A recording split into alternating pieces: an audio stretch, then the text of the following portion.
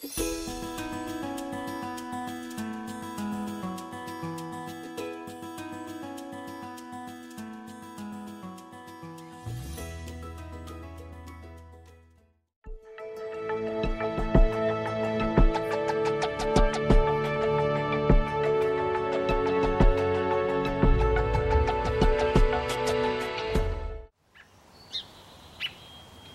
everybody, and welcome to Garden Style. Well, we have made it to the month of June. I cannot believe it. We're already halfway through the year, and I thought it would be a really good idea to go over some of the gardening chores that we need to finish up actually during the month of June. So, number one on the list is your lawn. If you haven't fertilized it during the month of May, June is your last chance. So get out there and get some food on your grass, as by the time we get into July, it's a little too hot and a little too dry to be fertilizing your lawn. In fact, you can take a break from fertilizing your lawn during the month of July and August, and you probably won't have to go back and do it again until September. But I like to get the food down at least one last time during the month of June so that I know it's been fed. And then the whole ticket after that is to keep it well watered for the next couple of months, as it's usually the warmest time of the year, right? And the lawn has the biggest major impact on your yard. So to keep it nice and keep it green, keep it fed, and by all means, keep it watered. In fact, I'll be going out and setting up the sprinkler as we speak, as I don't have in-ground sprinklers in my yard just yet.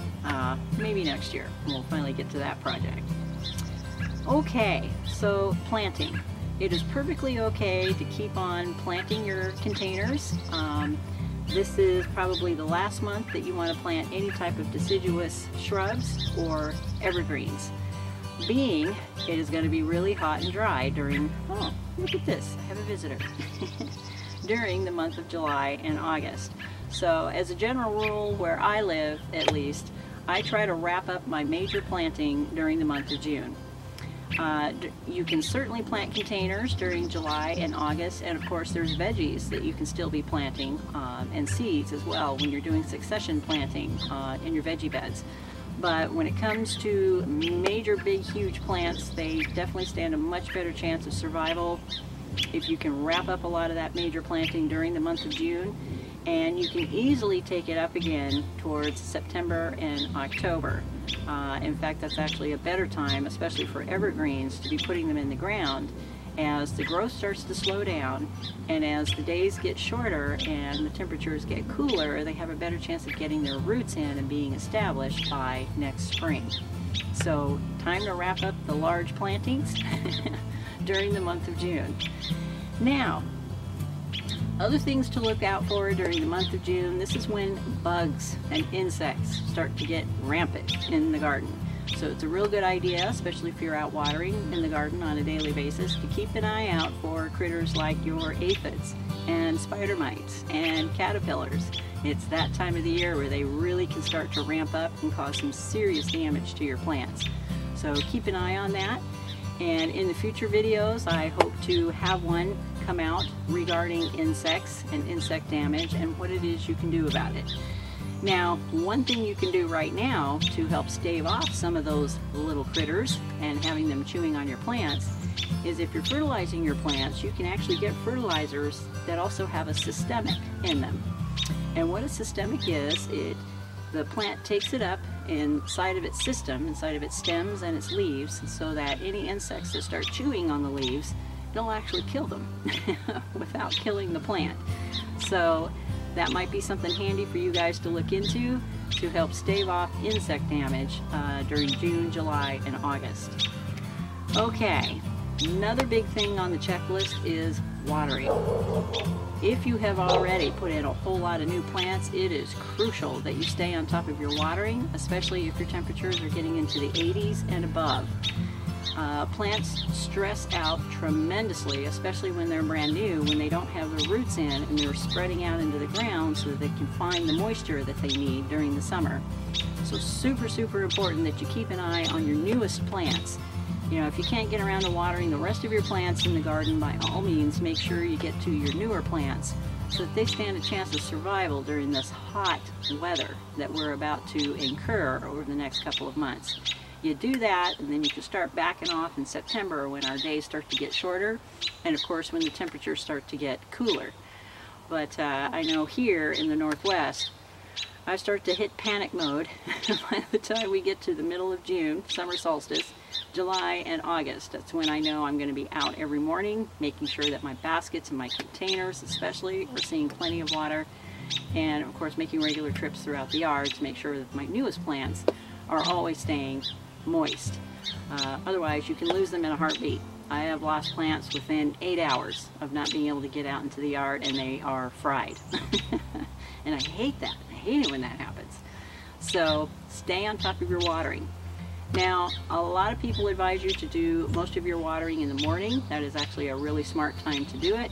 However, if you're one of those unlucky people who have to get up at the crack of dawn and get to work, the only time you have left is to water in the evening. And that's okay too. The best advice I can give you when you're watering in the evenings is try not to get the water on the leaves to where it sits there overnight. Water underneath the plants and count to 10. 1001, 1002, 1003, and give them a really good soaking. Just spraying them isn't going to cut it. That'll evaporate in an hour, and they aren't getting the moisture down near their roots where they really need it. So what I have done in my yard, because I have so much property here, is I actually divide my days.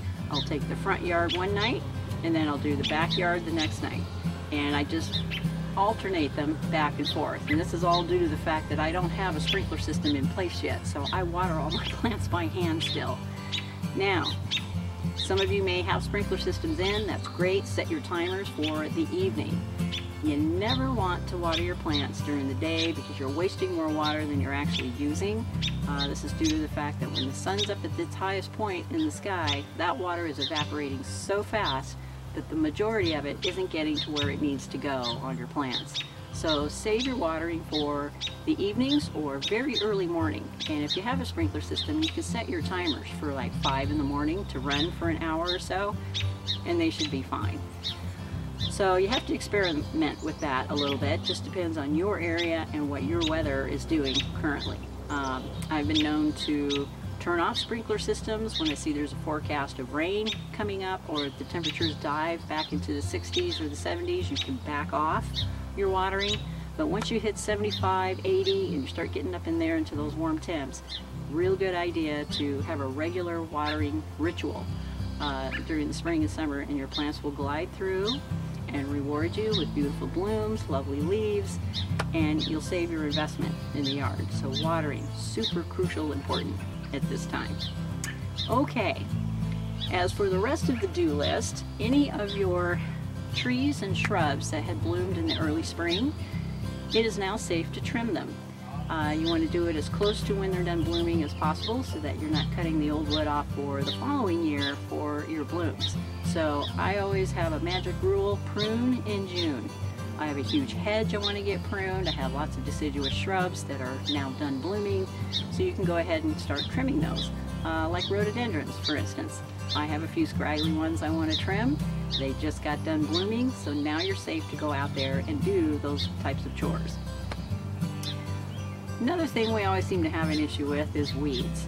Now, we're expecting rain here in the Northwest in the next day or two, which always instigates more weeds. I no sooner get my gardens all weeded out, we get a day or two of rain and more come up. Great. So I'm one who does it all by hand. Of course, if you have them completely, totally out of control, by all means, pull out the big guns and start to spray them. But keep an eye on the weeds. They themselves should start to slow down if, number one, you're mulching your beds like you should be. I don't have a new layer on mine yet, but I'm getting there. And if you're staying on top of it on a regular basis, you're going to find that the weeds are going to slow down tremendously as the temperatures go up. Why is that? We don't have any rain to instigate the seeds to open up and create more weeds. So that's kind of a relief in and of itself. I know by July and August, where I live here in Washington, we're done with rain. We usually don't see anything until September, October. So there's a couple of months of relief there once I'm caught up on my weeding. So if you're not caught up yet, get caught up. Do it early in the morning before it gets really hot so you're not exhausting yourselves.